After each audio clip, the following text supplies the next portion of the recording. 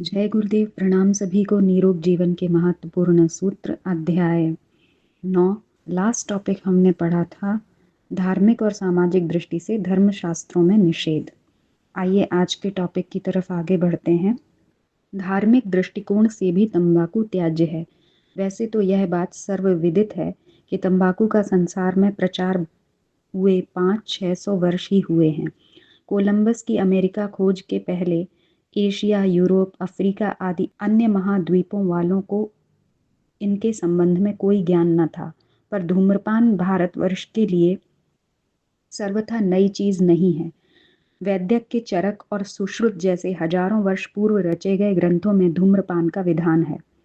वहां पर इसका वर्णन औषधि के रूप में हुआ है।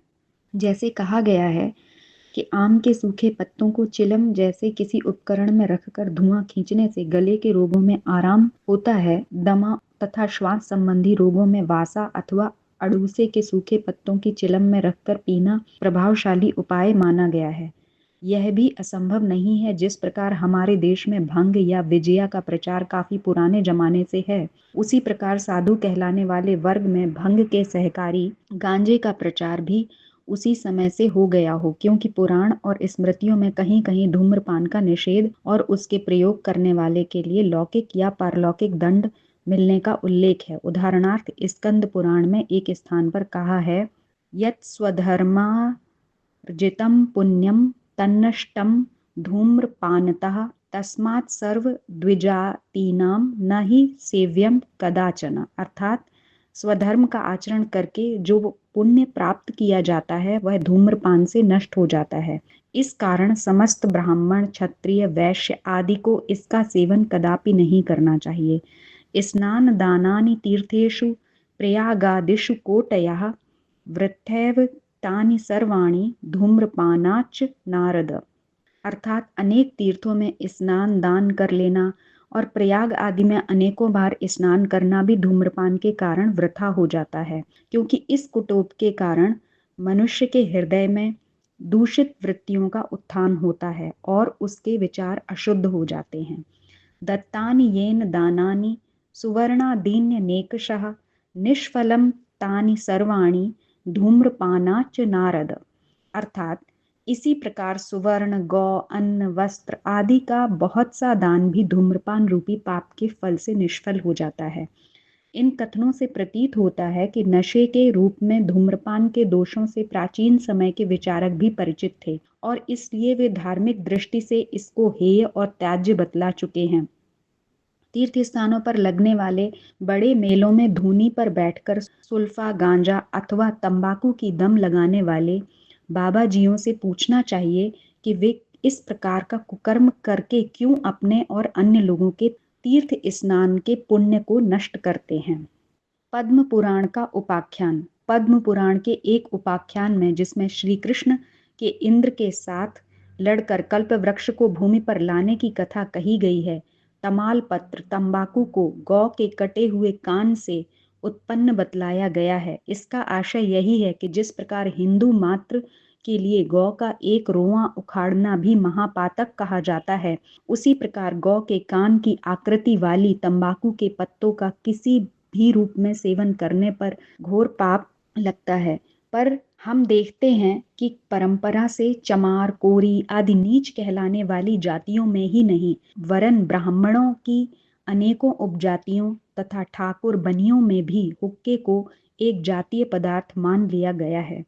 यदि किसी व्यक्ति को किसी प्रकार के अपराध में जाति से पृथक करना हो तो उसके लिए कहा जाता है कि उसका हुक्का पानी बंद कर दिया गया, और वास्तव में गांवों, कस्बों और छोटे नगरों की जातीय पंचायतों में धूम्रपान के लिए हुक्का या बीड़ी सिगरेट की व्यवस्था करना एक आवश्यक कृत्य माना जाता है। देहातों में तो आमतौर से किसी मेहमान के आने पर उसके सामने हुक्का भरकर रख देना भी खातिरदारी का अंग माना जाता है। ये सब प्रथाएं और रूढ़ियां धर्मशास्त्र की निगाह से अवश्य ही अनुचित तथा दुष्कर्म है, और बात बात में धर्म की दुहाई देने वाले सज्जनों को तो उसे अवश्य ही छोड़ देना चाहिए। इसमें कुछ भी संदेह नहीं कि चाहे तंबाकू का प्रचार वर्तमान रूप में 400-500 वर्ष पहले ही हुआ हो, पर नशे के रूप में धूम्रपान सदा ही हानिकर, दूषित और एक पाप कर्म माना गया है। इसीलिए इन दिनों भी जितने संत मत तथा धार्मिक संप्रदाय चले हैं, सब में इसका निषेध किया गया है।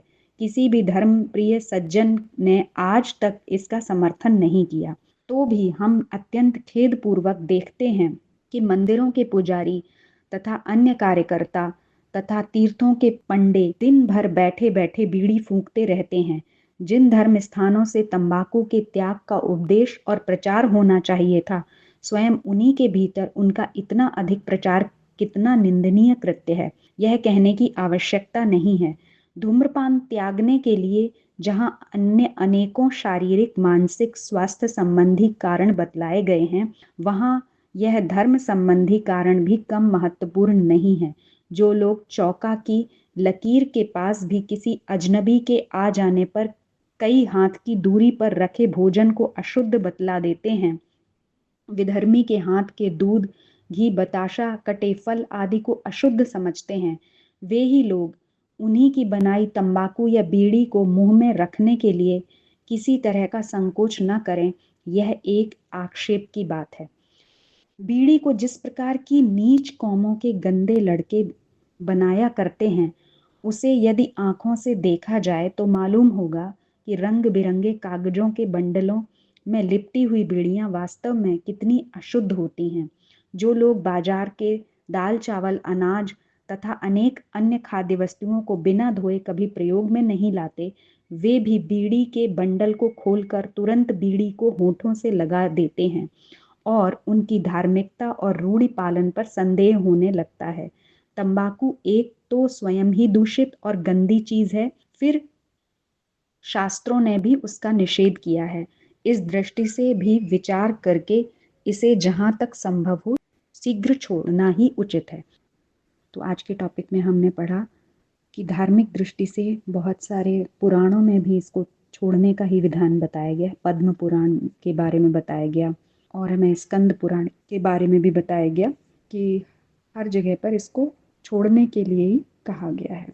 तो आज के लिए इतना ही। जय गुरुदेव, प्रणाम सभी को।